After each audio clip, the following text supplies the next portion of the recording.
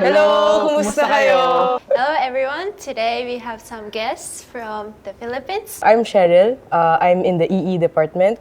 My degree is MS-PhD Integrated. So I'm Sam. I'm also from the School of Electrical Engineering and currently a second year PhD student. Where did you study before KAIST? I did my studies in UP Diliman, University of the Philippines, Diliman. I'm also from the University of the Philippines, but in a different campus, UP Los Baños. Did you apply in other schools besides KAIST? During that time, my professor recommended me to go to KAIST, so I didn't really apply to other universities. I actually got accepted in Columbia University, Oh, wow. NYU, and Boston University. But ultimately, I decided to go here at KAIST because, the funding is better. So would you guys mind telling us how was your academics? Back in school, you could drop your GPAs. In UP, the closer your GPA is to 1, the higher it is, and it's out of 5. So in my case, I got a undergrad GPA of 1.512. That's really high. Oh, that's hard. Okay. For me, it's around 2.1. What about your extracurriculars? I was a member of an academic organization. During my last year as an undergrad, I was able to become its president. And a year before that, I was a member of the College Student Council. I was not a member of any research group back then. During undergrad, I was also involved in the student council. I was in the local college and also in the university level. I did play sports a lot. There are some fundings from the university wherein we did some research. So maybe I did around 2 to 3 projects before joining KAIST. Do you guys get any other additional salaries? Maybe your lab? So as far as I know, EE has like a minimum stipend. I feel like it's enough for you to live comfortably.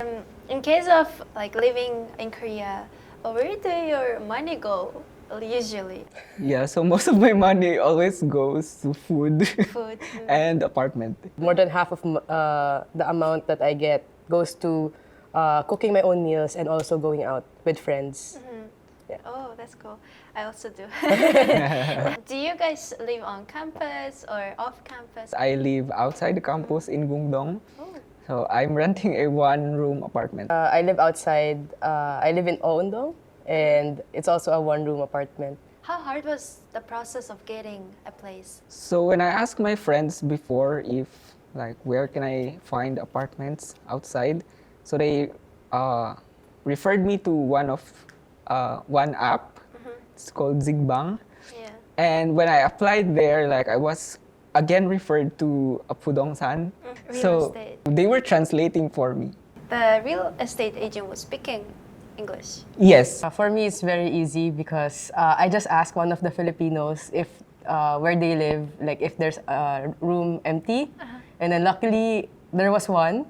And then the landlord there also spoke English, and my contract is also in English. How is like living outside so far? Like, how much does it cost? My apartment costs around 260,000 won, but excluding the electricity. The room comes with a lot of stuff already. My rent is similar to his, and it's also fully furnished. So I think it's because near the university, that's why it's kind of lower. I guess we can wrap up everything about like spending and housing. I was curious about your Korean language skills. How well are you guys in Korean? I still cannot speak Korean, but I can read the characters. I can kind of understand, but not really speak that much. I took Korean 1 and Korean 2. And in the university, it's for free. Yeah. So it really helped a lot in doing everyday conversations, like ordering in a restaurant or just checking like the papago if it's correct. I mean, you kind of get the sense that it's really wrong or it's kind of correct. So yeah. So you guys know a little bit to live by. Yeah, Right. I think so. How about in case where someone doesn't know Korean? Do you think it's manageable to stay on campus? You can really go outside, but it would be difficult to talk with the locals.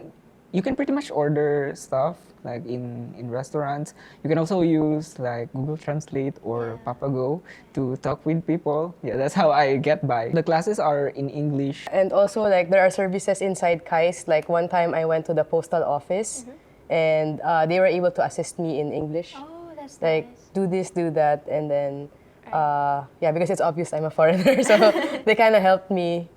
So, yeah, I think there are a lot of services, like, inside campus, like laundry services. Right. We have a hospital as well. Yeah. It's also in English. I also Right. experienced that. And coffee shops. It's manageable to Yeah. Right. live inside Yeah. campus. Yeah, there's also I already agree. a bank. Yeah, bank, yeah. That speaks English. Yeah, that's true. ATMs spread all over the campus. Yeah, I will just bring up the topic of immigration office, Global Talent Immigration Office. So have you guys had like any experience with that? Did you do your visa extensions there? I did my first ARC there. And then, actually, you can, if for extension of visa, you can do it online. Yeah, so you can do it online and then just go to the Global Visa Talent Center to have it stamped. There were at times when the global center wasn't open yet, wasn't available. So we had to drive to another part of the city for an hour in a bus and Yeah, it's very wait in the line, and the staff didn't even speak English. Right. So like, yeah, I think it was a nice emphasis that there's already an office on campus where you can go and just do your stuff.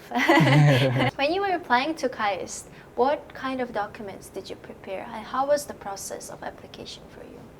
I had to prepare, of course, some recommendation letters from my professors during my undergrad. And I also had to prepare, of course, my statement of purpose, my transcript, and my English score. But I think KAIST already accepts like a certificate from your university stating that the medium of instruction used during your undergrad was in English. I applied during COVID.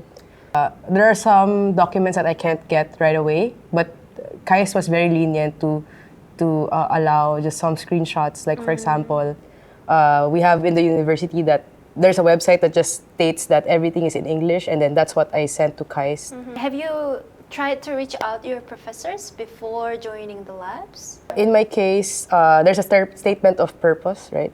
And then I just wrote the professor that I want. And then later on, the professor did contact me.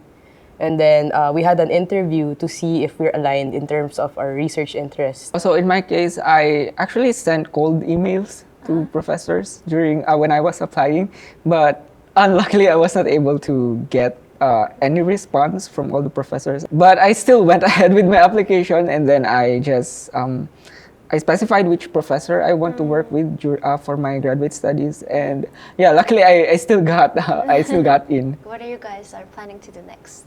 What are your plans after graduation? I still want to do research after I graduate, so that is what I'm certain of. For me, what I heard is after you graduate in KAIST, you can get the F2 visa.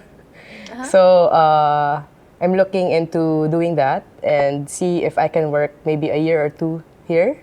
On the last note, I would like you to look at the audience, the camera, and then tell like future students who from the Philippines who are willing to apply to KAIST, why they should choose KAIST, and give some tips. I would really encourage them to apply to KAIST because I know they love their K-pop so much, they love their K-drama so much, and they also love their samgyeopsal so much. So if they really want, or if you really want to experience the Korean culture like in everyday life, I really encourage you to apply to KAIST.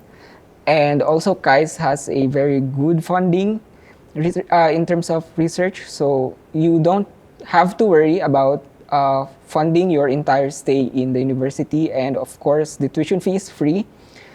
I think the important part is going outside your comfort zone. And in Korea, I feel like you don't know the language and you don't know the culture, and it's a very different environment, and it can be challenging at first, but I feel like I've discovered a new part of myself that I wouldn't be able to if I went to an English-speaking country. And beyond the personal development, the professors here are very competitive in terms of they're publishing in top conferences, and they're also in Hall of Fame. They are Hall of Famers in their respective fields. So it would be good to have this kind of guidance when you're doing your grad. For tips, when the professor interviews you, you have to take a look at their research, definitely, because that's what you're going into. I appreciate that you guys are here today talking to us, sharing your stories. Yeah, good luck and see you someday, probably. Yeah, See you around the campus. Around campus. Bye. Bye.